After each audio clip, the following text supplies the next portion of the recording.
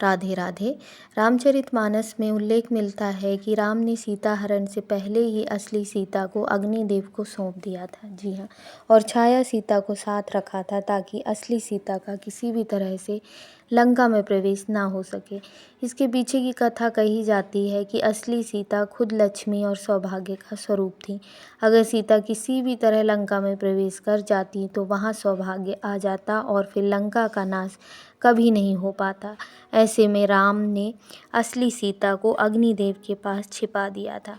इसके लिए श्री राम ने अग्नि परीक्षा की बात कही और फिर सीता जी ने भी उनके खेल में साथ देते हुए कहा कि लक्ष्मण हमेशा से धर्म के प्रतीक रहे हैं, इसलिए मैं लक्ष्मण को आदेश देती हूँ कि वह तुरंत अग्नि जलाएं। अगर मैं मन वचन से पवित्र हूँ तो अग्नि मेरा कुछ नहीं बिगाड़ पाएंगी। अग्नि में मेरे मन की असलियत जानती हैं और मेरे लिए वह श्रीखंड यानी चंदन के समान शीतल हो जाएंगी।